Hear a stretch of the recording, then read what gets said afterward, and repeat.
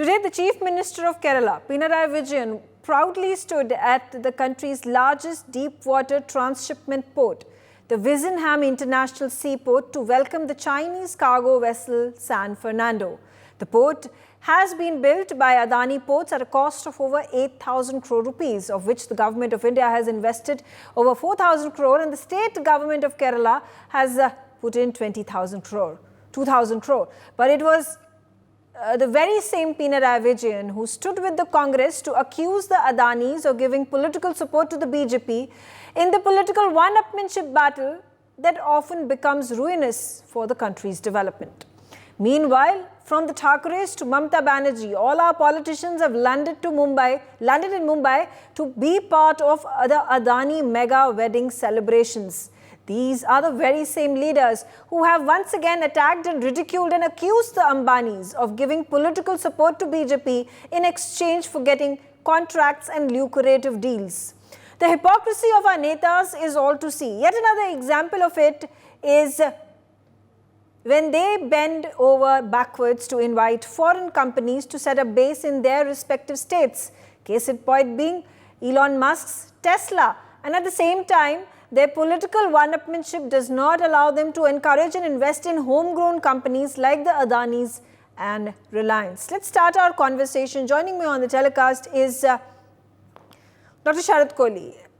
Understanding from solely the economic point of view, the massive significance of the event that has taken place, where a cargo vessel, which is the first mothership that has docked at the seaport on the coast of Kerala. Good evening, Megha, and good evening to my fellow panelists and NewsX viewers. I think it's a phenomenal moment for India because, a cargo vessel landing at the port, and all thanks to the infrastructure push initiative taken up by the government. Now, see, somebody has to complete the project. After all, most of the projects in the country run under the PPP model. We call it as the public-private partnership model. Some are done partly by the government, some are done entirely by the private, where the contracts are allotted to the private companies and they complete it. After all, government cannot do everything by itself. So someone has to complete it. Now, if Adani Group, for that matter, I'm not trying to support Adani Group. I'm not trying to take sides of Adani Group. Let me be very clear on that. But someone has to complete it. If Adani Group has the capability and the capacity and the money power to complete, and the expertise out of all that, to complete that project, so be it. If it was not Adani Group, it would have been somebody else. But they've got the experience. They've been doing it for years. They've made airports. They've made ports. They are into reality. They are into so many things. So if they've got the capability to single out such a group, to name such a group, and to call such a group as being a supporter of the government or being friends with the government and so on and so forth, only two supporters of Prime Minister Modi, I think that is ridiculous. And hypocrisy, I think, should be identified here. If same people from the same group today are attending the weddings there, the ideologies don't seem to be consistent. They should follow one ideology. Either they take this side or that side, because they are seen attending. I am seeing pictures of so many people, Megha, who are attending the Adani wedding today. They have landed there or they're going to land. We are seeing pictures across all over the media. And they are seeing landing. So what kind of hypocrisy is this? You feel that these people are capitalists, these people are friends to the government, then are you not friends to these people? And then why single out these people anyway? If there is a capitalist who's providing employment to lakhs and lakhs of people, who's building infrastructure, who's contributing to India's growth story, are you not the beneficiary of India's growth story? Is your state not benefiting from the growth story? That is, if Kerala today is ruled by communists for major part of the last few decades, is Kerala not benefiting from this port? Will it not provide employment in Kerala? Will it not contribute to growth of Kerala? So I think this hypocrisy should be kept aside. Otherwise, whatever they say will not be given weightage, Megha. It's as simple as that. Whatever you keep saying, you're saying he's a hypocrite. That's why I bring out the contrast. That's why I bring out the contrast. On one hand, Pinarayi Vijayan and other politicians, the likes of them, are going and attacking the Ambanis and the Adanis. And Jim, sir, would you like to comment on why is there, complete silence from the CPIM, when Pinarayi Vijayan goes to the port, the seaport that has been built by Adani Ports, and welcomes formally the first mothership, which is incidentally it is a China flagship cargo ship that has arrived, and there's not a peep. All right. Thank you very much, Megha, for having me. Having said that, we are now witnessing a momentous occasion where, as you said, you have a Chinese-flagged cargo ship docked at the Adani port, or dare I say, like the Malayalis call it, the Vizhinjam port. Now, if I take you back down the memory lane to the 1990s, it was the Vizhinjam port, or the Adani port as is now called, from 2015 on, was initially proposed by a stalwart communist leader in Kerala by the name MVR or MV Raghavan. And this was initially proposed as a public-private partnership, as is being followed now. Why is Pinarayi Vijayan, the head of the state of Kerala, at an inaugural function of such a big port? Well, I find that very hard to reply to, especially when, like Dr. Sharad Kohli had just mentioned a while ago, we are expecting massive investments and improvement in infrastructure just because of what this port has to offer. Now, is it right on the communist chief minister to attend the inauguration of the largest or the port with the largest capacity in India? Well, I doubt that's a right question to ask, especially since, I don't think there's anything wrong for the chief minister to inaugurate the port, welcome the first cargo ship that has arrived on the port. It brings in investment, it brings in jobs, it brings in infrastructure that gets developed around the port. And it may be, a former chief minister of Kerala who may have suggested and ideated on setting up such a port in the past. But irrespective of which political party, whether it is the CPIM or the BJP or the Congress who comes up with this idea, appreciation should be given, credit should be given where it is, in actuality, the work that has been done, where it is due. 100%. Then the Adani group of companies has set up this port, there should be appreciation that should come over there and not go back and say, listen, it was a CPIM leader who first ideated on the fact, therefore credit needs to be given to him, and you completely negate the work, the investment, the vision that the Adani group of companies had, the Adani Ports, to build this port, which is then going to be an infrastructure growth that will not just benefit the rest of the country, but more importantly, Kerala. Right. See, I 100% agree to the fact that the work that was put in was primarily put in by the Adani company, conglomerate. There is no questions asked about it. But one, like I just mentioned a while ago, it was initially ideated by a communist leader. And like you rightly pointed out just a while ago, all these sanctions and the hard work behind it on a governmental level was initiated by the late Chief Minister of Kerala, Sri Ummanjali. So was it right on Pinarayi Vijayan's part to not even mention a previous Chief Minister's name during such a function? That is another question to ask. That should be posed to the consciousness of Pinarayi Vijayan. Okay, all right. Again, we are taking it back to internal politics within the, I don't know, is this, sorry, I'm not in the know about, was this a former chief minister from Congress, or was it from the CPIM? Is there therefore a conflict of political interest over here?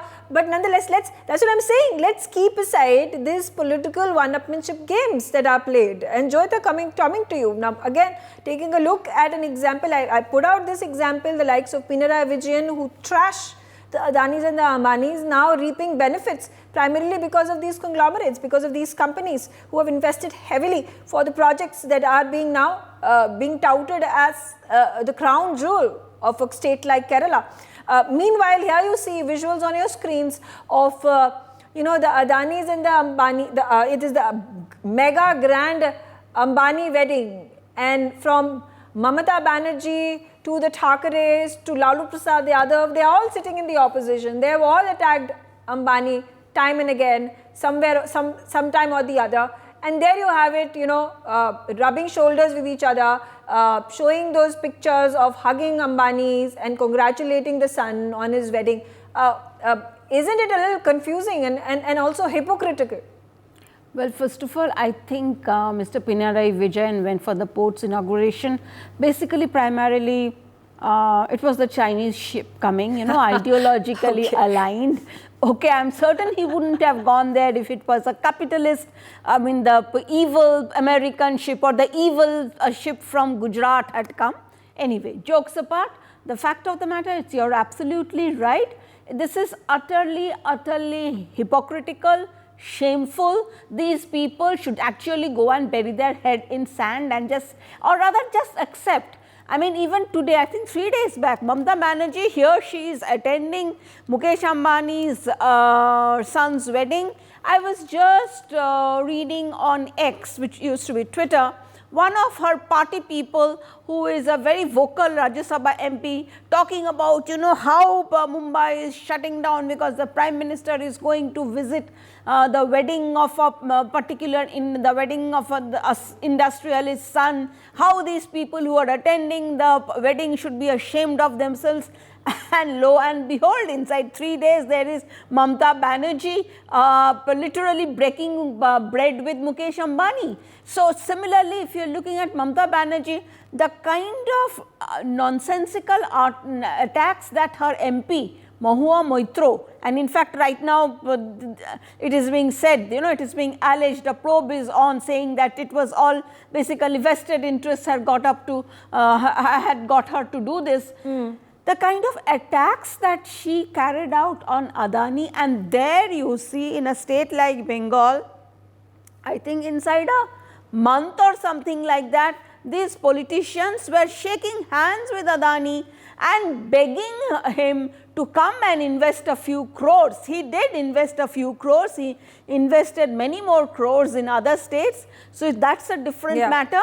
But these chief ministers would love to have these industrialists coming and investing in their states when no one goes. It's the same with Kerala, it's the same with Bengal. It is kind of imbued, they're steeped in Marxist ideology, in immensely hypocritical politics, and immensely that there is no industrial climate in either of these states. They would love to have this industrialist. And I have a feeling that the more they attack, that is because out of jealousy and more than anything else. So I think, you're absolutely right. This is utterly hypocritical. Okay. Dr. Sharad Kohli, there was, an incident that comes to mind several decades ago. It was Mamata Banerjee who had kicked out Tata Group to set up their plant. It was primarily in support of the farmers, who were seeking their land back and not allowing for development and industrialization to take place in that particular area. And now, in contrast, that's what you see. A more savvy, a more capitalistic bent of mind that Mamata Banerjee shows over here, at least in the pictures that are being clicked, and the kind of camaraderie she seems to be having with Mukesh Ambani and his family.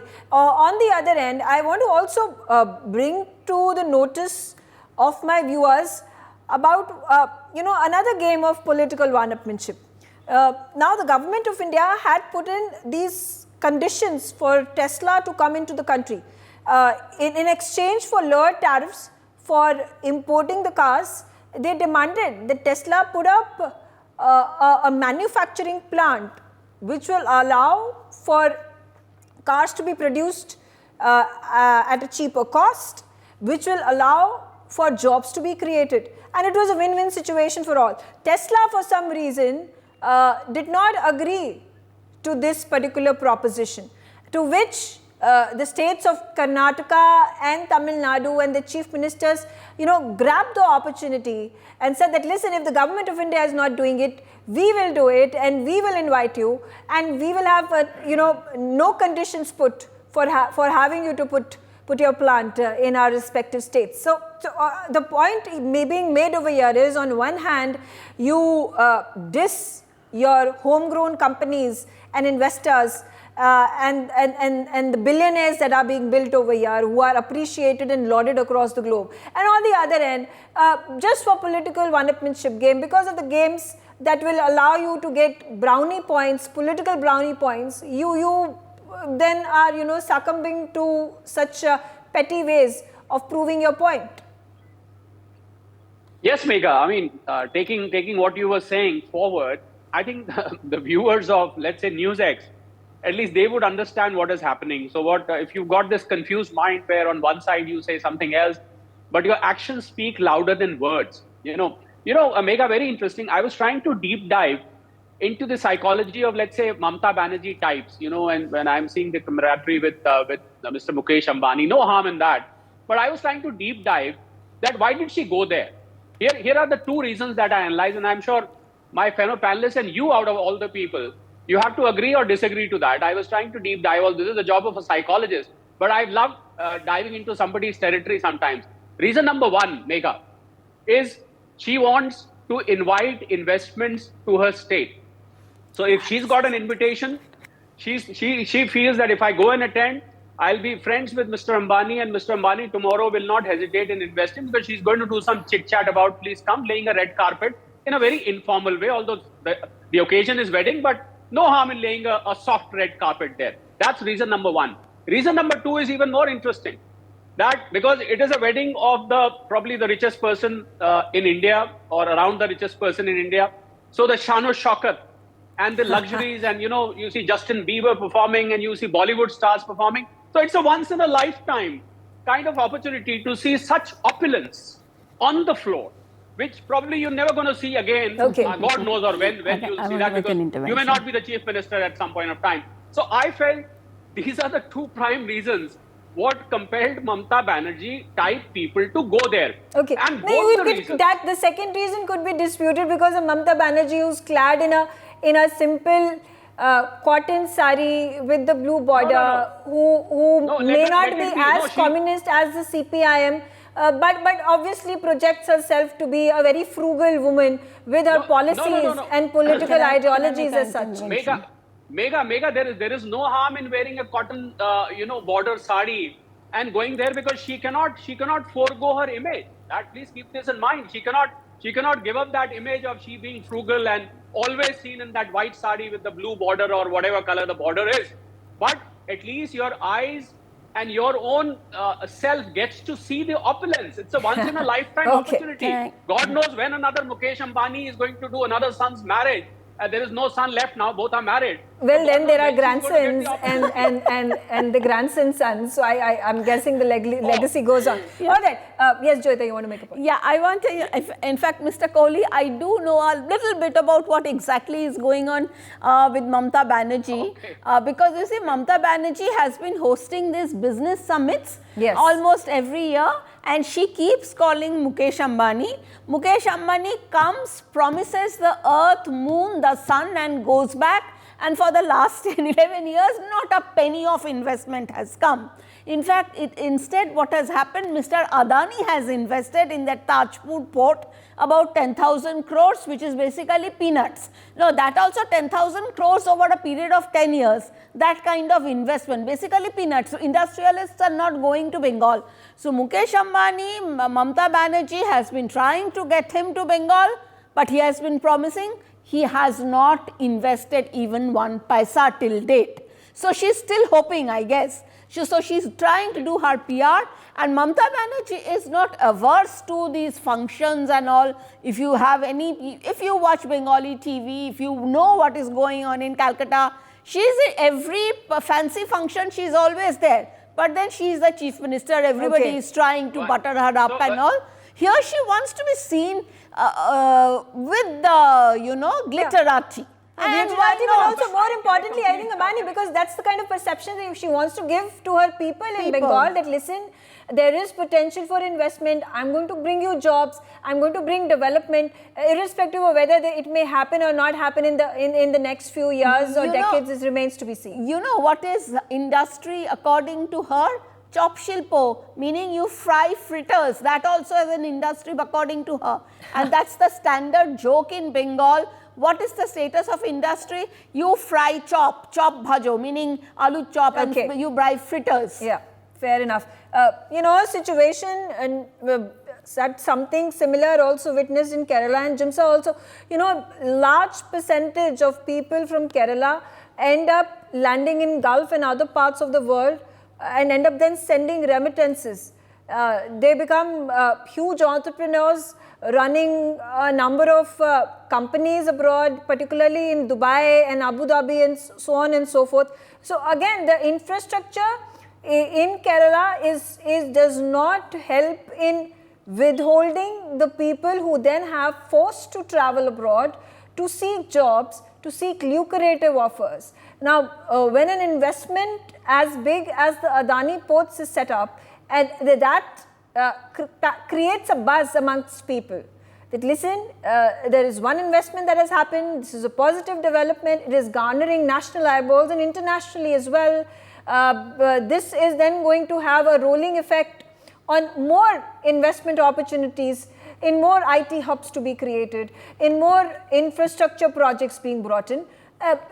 Would this not be an encouragement for people to stay back? See, in one sentence, 100% it would be. Now, you've asked me a rather long question. I'd like to answer almost all bits of it. Regarding the social climate in Kerala, since I think almost soon after independence, we've not had major industries come up in Kerala. That's a fact.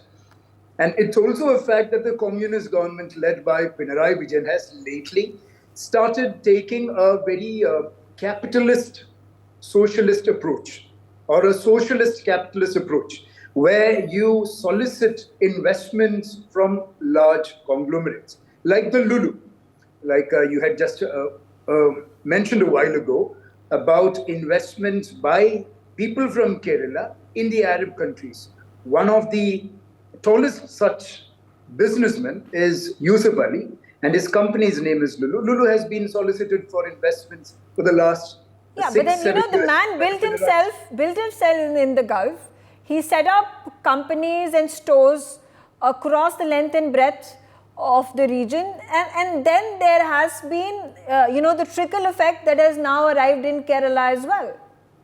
All right. So having said that, we should also put emphasis on something called responsible capitalism, where you do not have regulations blown to the wind, like the tragedy that happened in Rajkot, where all those regulations were not followed just on the idea that you have to promote enterprise.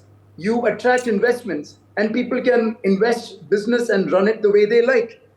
You have to put in regulations while also soliciting investments. That's something that I think the Pinarayi Vijayan-led But do you agree, when we take a look at the states in our country, the worst performing are, when it comes to infrastructure and investment, is amongst them, there is West Bengal and Kerala. While your neighboring state, Tamil Nadu, has grand potential, which also then ends up attracting investment and conglomerates. And also another shining example is Gujarat. See, I would respectfully, completely disagree with you there in one bit, where you use the word shining example, that is Gujarat. Gujarat definitely tops the list. But like I said, is it shining when it comes to regulations being blown in the wind? I do not think so. But I don't see what example are you giving me to justify that there are regulations and rules that are not? Yes, there are SEZs that are created. There are a number of discounts that are given by the government. There are reduced tariffs for companies, whether within the country or abroad, who want to set up their plants, that are allowed to be done. But that's exactly how you attract investment. That's exactly how you create jobs. That's exactly how you build infrastructure in the periphery. And that's exactly how a state economy prospers. And by default, it is going to be the economy of the country that also. And I agree with you there. Which is how you should run businesses and attract investments. That being said, I think, in all earnestness, the communist government that is leading the state of Kerala is turning a new leaf and turning to something called a socialist Okay, fair enough. But I want to come back to the discussion. That why this are investors and entrepreneurs, homegrown companies, and then come back and get their money and build infrastructure and build investment hubs in your own state. All right, thank you. So if these investors or businessmen truly feel dissed, do you think the likes of Ambani would have invited somebody like Mamata from Bengal to attend his son's wedding today? If they truly and honestly feels dissed, do you think at Ambani's wedding there's everybody. Any third person I speak to is going to the Ambani wedding, to be honest. But okay, all right. Yes, sir. I guess I do not belong to that third person category. Unfortunately, No, but I'm telling you, I speak to individuals. There are invites that are sent left, right, and center. There are going to be thousands and thousands, if not lakhs, of people who would be attending the Ambani wedding. The pre-wedding season also saw a number of these individuals who had come down, who flown in from all across the globe to attend the pre-wedding festivities, and this is exactly the same repeat of it that is happening. And trust me, anybody who is a somebody has gotten an invite. Thank you very much. Can you give me 30 seconds? And that goes for the Chief Minister of West Bengal as well.